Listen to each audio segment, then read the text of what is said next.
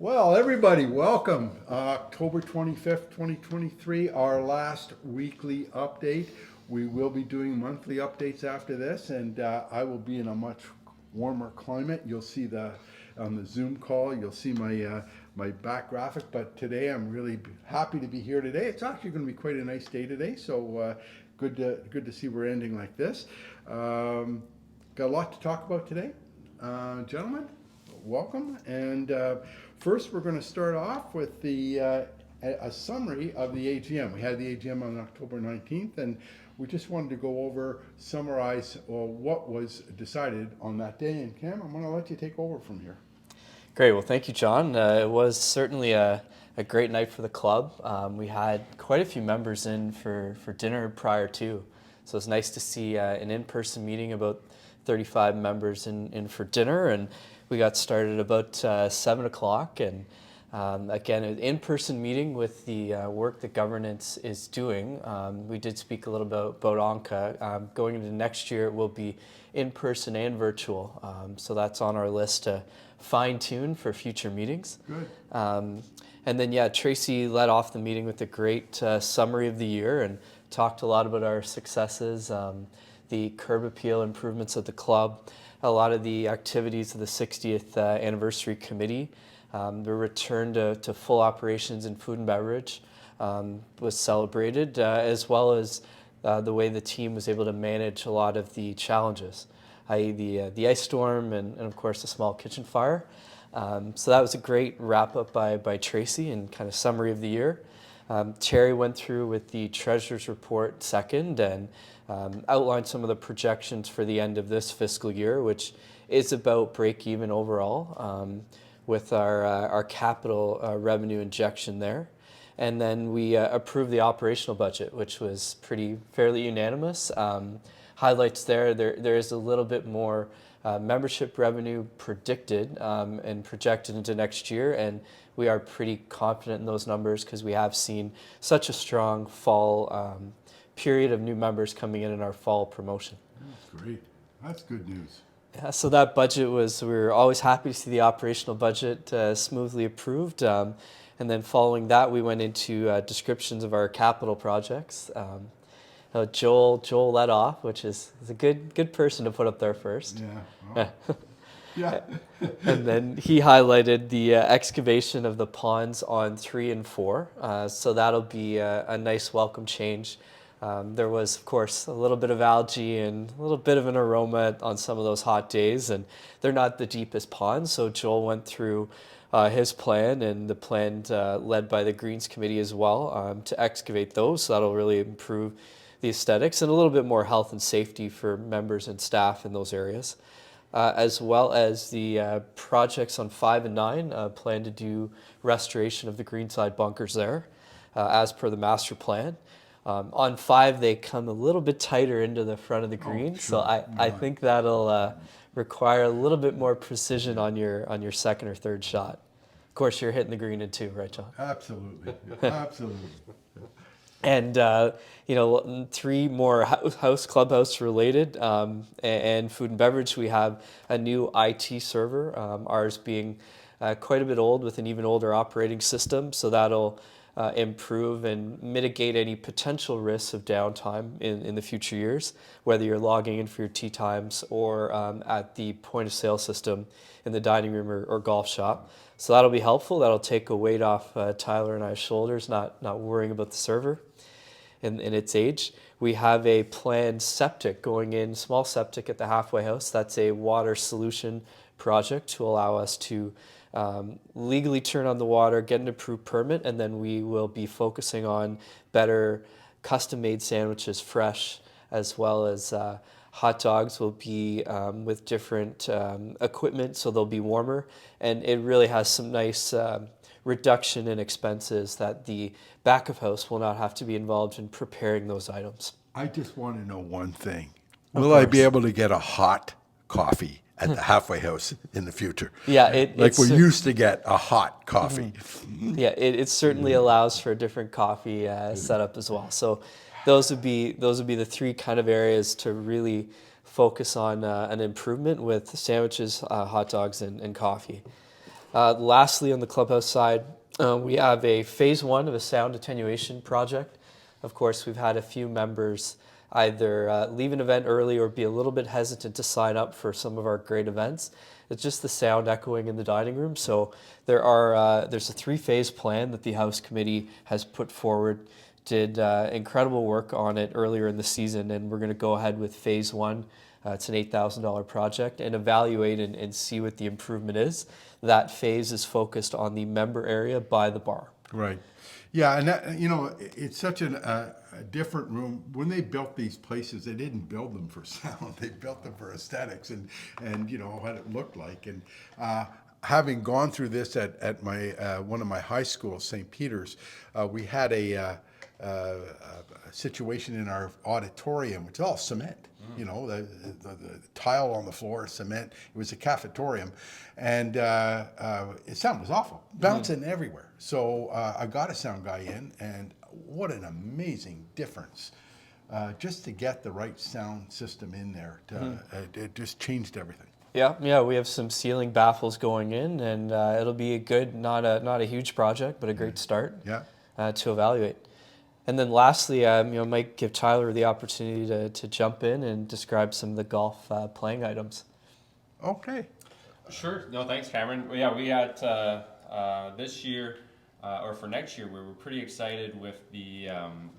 We're getting a custom-made portable scoreboard for all our golf events. It's a 2-sided scoreboard. It's going to be great. You'll see it out on the first tee quite a bit for more day-to-day information updates, and then for our tournaments as well. We'll be able to move this wherever we need it to be, whether it's be on the first tee or out in the back patio. Portable scoreboard. And we're finishing up the aesthetics and the entrance area near the bag drop. So this year, you might have noticed we did not have our bag drop station out there. It was rather old. It had become rotted, so we removed it. So in that space where the bag rack used to be, we have a brand new one coming for next year as well. It's going to be all made from recycled plastic. These will last probably 10 to 15 years minimum. It's going to be great. So great. Yeah. I heard something about a club or a storage area back here. Did that go through? So what we started with was we want to get some planning and permits done this year or for 2024 to start focusing on a potential storage building beside the. Okay, so it's an actual building we're looking at back there. So okay, all right. So that would be to store the carts that are there now? That'll be, that's right, to store our auxiliary fleet. So we keep 30 power carts currently downstairs, and we keep 15 outside. And this is to store at least about 20 to 25 carts, as well as all the member-owned push carts and power caddies. So it'll be a comprehensive building to do that. It'll also include an area for proper cart cleaning as well. So yeah. So that's so next year is just a permit. It's not the actual building structure going up. Correct. So next year is just obtaining the correct permits, talking to some engineers about some designs, and then once that's accomplished, then moving forward with phase 2. Great. So we just wanted to finish off with the AGM. We had 2 people leave the AGM and the board of directors, and 2 people join. Maybe you can just help us out with that. Yeah, for sure. So a lot of thanks were given to Jeff Hall, 4 years on the board. So he was obviously recognized. And then we thank Curtis Dancy, who's also moving on. And then we welcome 2 new board members for the next 2-year term. Carly Taggart, great to have an initiated intermediate. Carly's a lawyer, and Jamie Pilkington, who is first-year gold member, second year as a member at the club, and has a great financial background as well. So 2 great additions to our board. Oh, wonderful, wonderful. And I met Jamie in terms of that. That was in the men's. We're waiting for Cam to get back. We talked about it last week, October 29th. You mentioned services coming to an end. That's right. So there's an e-blast going out today, Wednesday, so you'll have seen it by the time you watch this video. We are extending it right till the end of the month. So on October 31st, our regular services will be coming to an end. That includes club cleaning, club storage, and driving range. So we are asking all members to have their clubs picked up by October 31st. anyone who has their own personal push cart or push electric cart to bring those home as well. The golf course will remain open through the first little bit of November. The driving range will be closed. However, the chipping green and the putting green will also stay open. That's good. It kind of makes up for the first week we lost in the season. That's right. Other than being Halloween, it's Joel's Day of Revenge. Maybe we can talk about the Superintendents Revenge Day. That's scary, by the way. It is scary, so it's very quite fitting that it is on Halloween Day. I spoke to Joel the other day. I told him, Joel, do your worst or have fun out there. So the members are going to see quite a few very interesting pin locations. And I use pin locations plural. There might be even a few holes that might have more than one pin location. Oh my. Listen, he's already started. You see some of these pin locations now? They're right on the edge of the green, like in the back. And Joel, I'm telling you, I didn't mean it. I don't know what we did, but I didn't mean it, okay? He's going to be watching from the bushes, laughing quite a bit. So yeah, I know he's excited for that. He's been plotting this for a while, so watch out. Okay, October 31st ends, November 1st starts, and November till April, we have more exciting things that happen at the club. Maybe you can talk about our Winter Golf Academy. John, we're super excited. We're going into year 3 of the Winter Golf Academy. We hope we're planning on having everything set up for the 3rd week of November, so the week of November 21st. We're going to have that'll be kind of our soft opening, but we are bringing back the leagues. The leagues were a lot of fun, very successful last year, so we're going to have our men's and ladies leagues starting the 1st week of December. Gary, myself, Cameron will be all involved. We're going to be teaching, providing lessons, simulated golf, simulated practice and driving range. We're going to be running this right through to the beginning of April. So yeah, we're very excited. We are testing out the software. Everything's great. We have a few upgrades. We have more golf courses we're offering for the simulated golf, over 250 courses. Wow. So you can come every day in the winter and play a different golf course, which is amazing. And I think I made reference to this last week. We have a new premium course offering as well. So this year we are offering the Pebble Beach package, which is Pebble Beach, Spyglass, and Cypress Hill. So yeah, we're excited. We're going to be running the academy's going to be in full blown action pretty soon. I never played Pebble Beach, but I have been there, and it's just spectacular. I've actually been there twice. The views are just majestic. It's just a gorgeous course. What about food? What are we going to do for that? Right, so there will be food services throughout the week. We're working with Chelsea and Chef Sean right now. We're putting together some winter menus. The hours of operation will be published for when the kitchen will be open.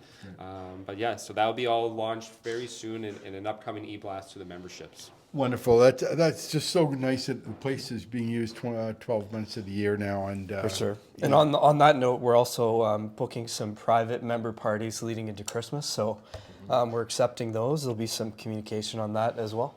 And a surprise for me, I will be back for Christmas, so maybe we can do a show from here. So that would be nice if we can all get together on that day. So we'll do our November update from, I'll be doing it from Florida, but December we'll be doing it from here. So that'd be great. This morning, in preparation for the Winter Golf School, I had Tyler take us through how to use the simulator and what the numbers mean, and he explained each of the numbers. There's tons of data, as you'll see in the instructional video. They put out the more important numbers that they look for, but there's tons of things you can track in your swing. So without further ado, I'll just let Tyler go through the instructional series this morning. Inside my bag. Good morning, everyone. Today I'm here with Tyler in our golf simulator, and because the winter is coming and the indoor golf school will be coming soon, which you'll hear about, I just wanted to have Tyler go over how you use the simulator for practice and what these numbers mean on the bottom and what you can do to improve your game given the data that you're getting here from TrackMan. So Tyler, you know, we've got it all set up. When they come here, do they have to set this up or does this set up for them? Thanks, John. What we always do is we'll prepare and set up the simulators for the members when they book their time. So everything will be ready to go, no setup required. Oh, great. Yeah. And my understanding is, as some people who have used this last year, there is an actual TrackMan app that you can download this data to. Is that correct? There is, yeah, so it is correct. So it's great. So if anyone has a smartphone, they can download the TrackMan app ahead of time. It links right to the TrackMan. So you create an account first, link it to the TrackMan when you get here, and then all the data from the TrackMan will go right to your phone and you can track it all season long. Oh, that's great news. And then you can find out exactly what you're doing. We're teaching you different clubs.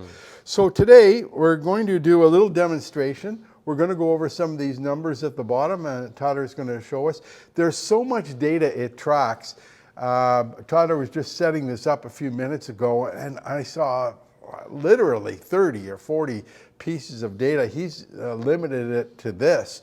But if you particularly wanted to track something in your swing, it can be customized to whatever you want to track on your swing. But we're going to go over, these are the basic ones, I guess, Tyler, that you look for. And we're going to go over some of what these numbers mean and what they can do to improve those numbers. Absolutely. Okay, Yep. so you go ahead, take a swing. So thanks, John. Yep. So what we do if I'm working with a student or if a student wants to come and work on their game, we do have a lot of numbers that we can look at.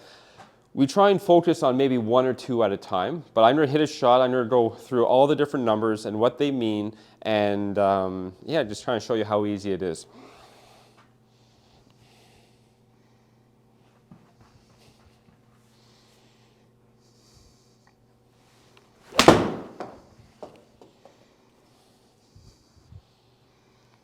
There we go.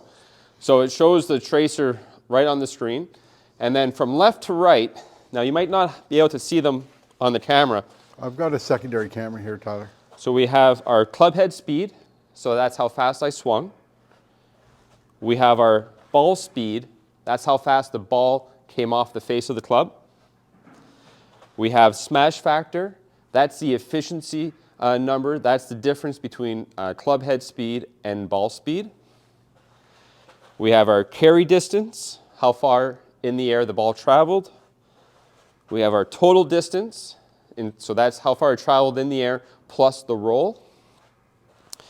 We have our club path. That's showing me what direction my club was traveling when I made impact with the ball. We have the attack angle. That's the downward angle that the club is traveling when it's making contact with the ball. We have our launch angle. That's the angle at which the ball takes off. We have our spin rate, how much backspin there is on the ball. And then we have our face to path. And I like using that. That tells me whether the face was open or closed at impact. Okay, so let's take a look at some of these numbers. The club head speed, ball speed, they're pretty straightforward. Smash factor. You said that was the efficiency. Right. Basically, what is that? Yeah, so what we like to tell our students, so the efficiency is where on the face are you hitting the ball? So smack dab in the middle versus off the toe or off the heel will all have different smash factors. With an iron, anything around 1.35 is excellent smash for an iron. With a driver, we want that number to be a little bit higher. The highest it can be is about 1.5. Okay. So when we see those numbers lower than that, then we know we're missing the center of the face. So basically, I think what I've heard is that it's basically the ball speed divided by the club head speed. That's right. And that gives you your smash factor. And 1.5 is perfect. So that's if you hit it at 1.5, you really got a good smash factor. With a driver. Most efficient. Yeah, That's with right, a driver. With a driver.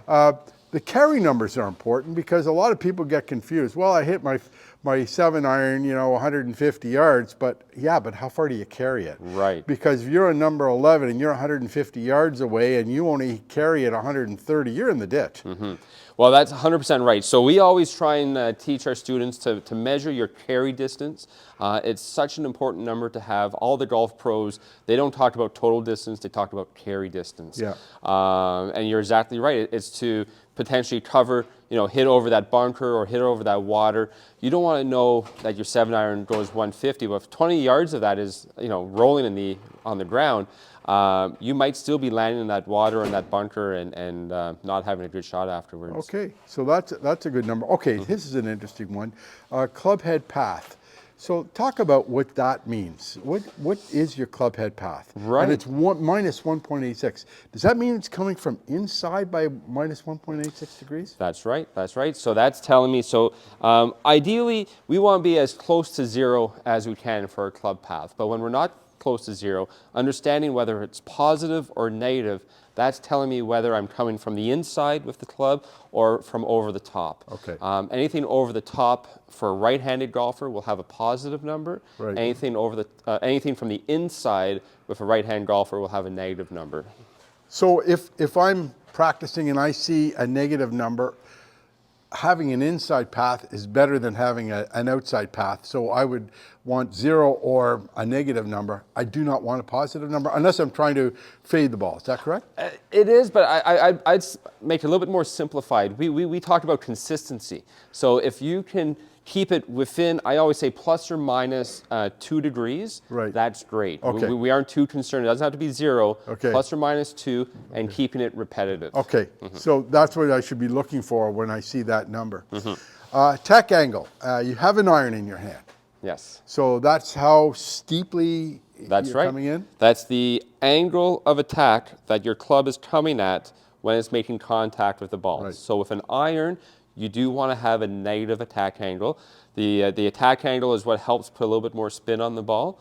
Like we talked about a few weeks ago when we're hitting fairway woods and drivers. Fairway woods, you want a very, very shallow attack angle, so maybe -1, maybe -1.5. And then in a driver situation, you actually want a positive attack angle. So if the driver, you're actually catching the ball slightly on the upswing. So we look at attack angle quite a bit, and one of the main factors, or one of the main things contributing to attack angle, is ball position as well. So we look at that. So what's a good attack angle? Does it vary from club to club, or? It can. Again, with irons, about -3.5 is great. Okay. So right around this number here.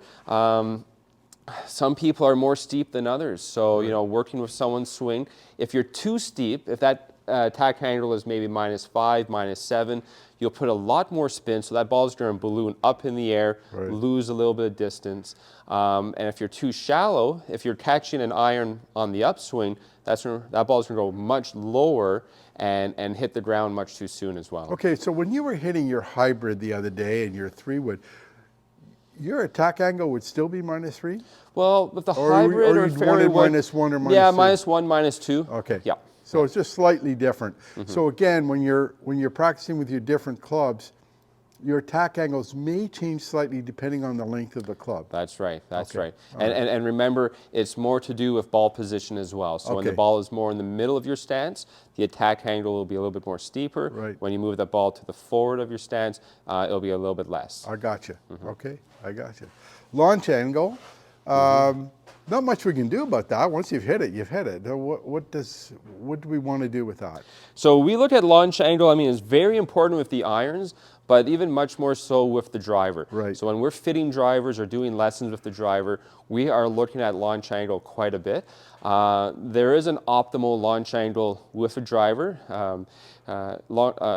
For simplicity, we always look for about 14 to 17 degrees with a driver. That might change for faster swing speed golfers or slower swing speed golfers, but we try and look at that kind of 15 to 17 degree angle. Right, right. And spin rate, again, I think that's more important with the driver than it would be with. Well, certainly with the driver, we always say high launch with low spin to maximize distance with the driver.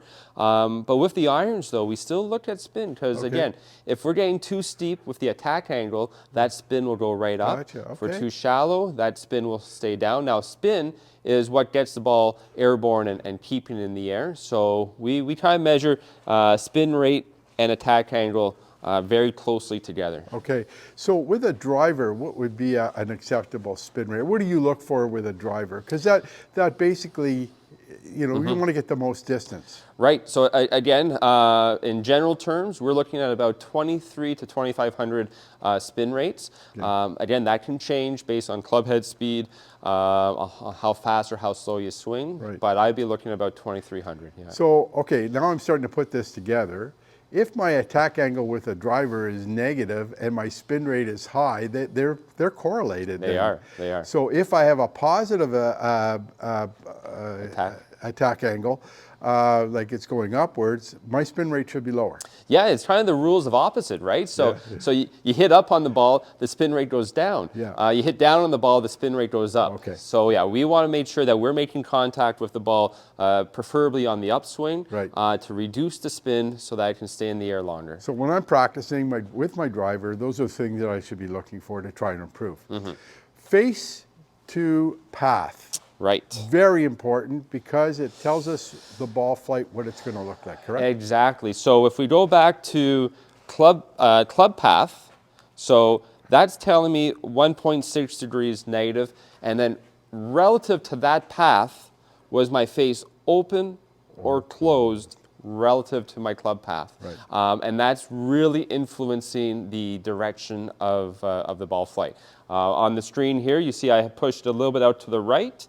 That's not surprising because my face to path, I was 5 degrees open relative to my swing path. So that's why I went out to the right. Had it been a negative number, like a -5, what would have been your ball path? It most likely would have gone left. Okay, Yeah. so a little draw. That low draw. Yeah. Wow. So those are just some of the numbers that you have. Again, Tyler has just put these numbers up because these are the ones you look for most, right? We do. These are kind of our starting basis, and if you're getting a lesson from myself, Cameron, or Gary, we'll start with this, but then we really try and narrow it down. Right. So we don't leave all these numbers up. We might leave 1 or 2 of these numbers up for the student to practice with, and they're just monitoring those. Okay, great. Well, Tyler, we're looking forward to the indoor golf season, and now you have kind of some sort of gauge to look at. You can bring all your clubs when you come here and practice. And practice session lasts for about, typically you rent for what, half an hour? Well, we rent out the bays for 1 hour sessions at a time. 1 hour, great. Okay, yeah, well, wonderful. Well, Tyler? We're excited. Only a few weeks away till we open the Golf Academy. Thank you very much, Tyler, and I appreciate all that and all the numbers. And all these numbers can be downloaded to the TrackMan app once you're done. So you can keep track of your progress as you're going through and making improvements. One of the better ways to improve your golf game is in here because you're not worried about, well, you can actually see where the ball's going, but you're not worried about mishitting and stuff like that. You can just worried about focus on the data. It's a great opportunity to keep you swinging all winter long and to work on swing mechanics. We think this is a great opportunity for all members to spend the winter time. Great. Thank you, Tyler. Thank you very much, Tyler. That was really informative. And as I said before, I saw you setting it up, and you were going through and picking out the data that you want, and I must have seen about 30 different things that you can track. So as you get to know a golfer and what they need, you can actually put different information up there, and they can actually keep it on their TrackMan app. That's right. That's right, and that's the great thing about TrackMan is everything is so interactive with the student or with the instructor. All the information is saved. You download the app, everything will get transferred to the app. If you don't have the app, we can even do printouts for you with all the numbers, all the readings. But it's a great way to track your progress over the winter time. You know, you start in November or December with certain readings and numbers, and then whatever we might be working on, we can see the progression as we go. Sure, and then you can, and things like club head path and face to path information, you can't see that when you're swinging, but the machine picks it up, and it's quite accurate. It's almost predictable. You can see what happens when certain factors are there. It'll tell you if you're hitting the ball left and you're hitting the ball right, and you talk to one of the pros, they'll tell you why you're doing that, and it gives you something to work on before you get back on the course here in next May. So yeah, great stuff. Really, we're so lucky to have this. Okay, Tyler, sorry we're cutting in here. We're cutting into the regular CTV update to do the 50-50 draw for the National Golf League and for the First Tee program. Tyler here is going to pull a number, and I need my number pulled because I got to pay my dues. If I pay my dues in cash through my bank, I get 2% off if you do it before November 10th.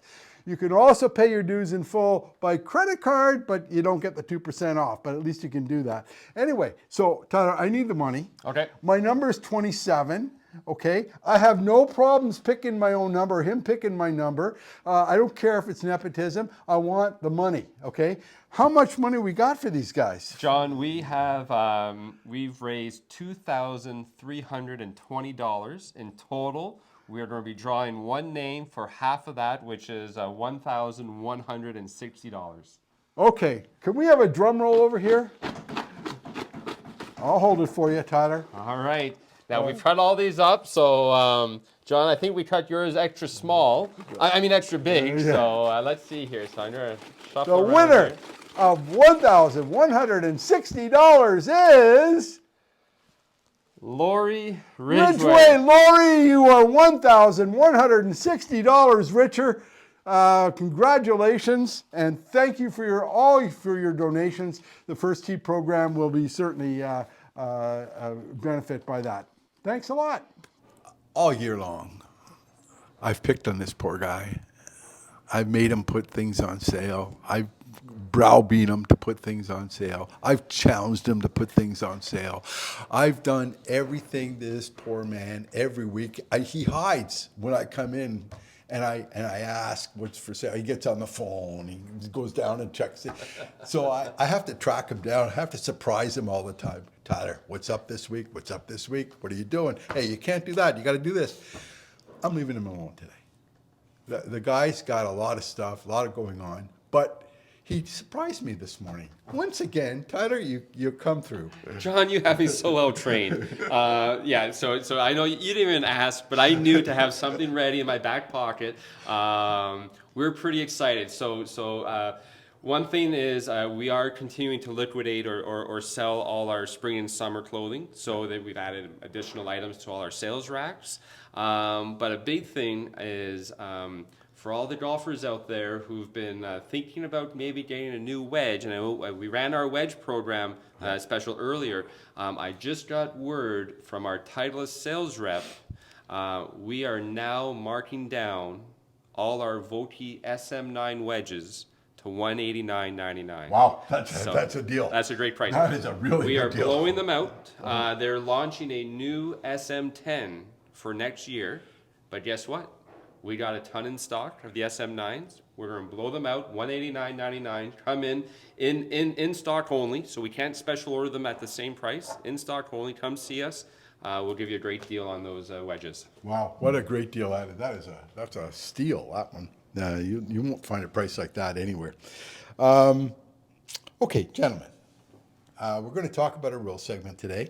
And it's called your ball is not considered embedded if someone stepped on it. But before we get to that, let's talk about the embedded ball, because in 2021, Patrick Reed got a lot of criticism, and I want to try and get the clip. I don't know if you two will let me insert their clip on this. If they do, great. If not, I'll just put a link to it.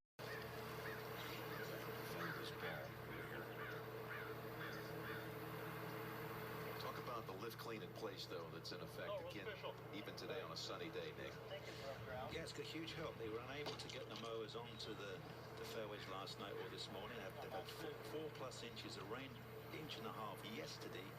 So that's why they added another day of lift clean in place. So let me bring Ken bring it around. Tell me what Patrick's able to do. There you go. That'd be the only way you'd be able to check, isn't it? Yeah, I feel a lip on it. So, yeah, I mean, I thought so, but I just wanted to double check. Yeah. So does that tee go, where does that tee go? You On get it? 1 club length from that hole. From the hole?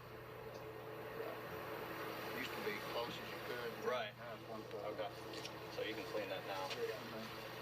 Just wanted to- But Patrick Reed got into a lot of trouble because he was trying to determine whether his ball was embedded. He marked the ball, he picked it up, he moved the ball, he got the rules official to come in. The rules official agreed that the ball had broken the surface, therefore it was embedded, and he got relief. People thought they should have waited for the official to come over and make that determination. But in fact, he was correct in what he did. So, an embedded ball, what is the definition? Who wants to try and answer this? Definition of an embedded ball. You can- Let Cameron do this No, one. Cameron? Voice is going. Oh, The voice is going. Well, you know what? I will take Voice this is- over. okay. An embedded ball. You're correct, John. So you asked. It's not if someone steps on the ball.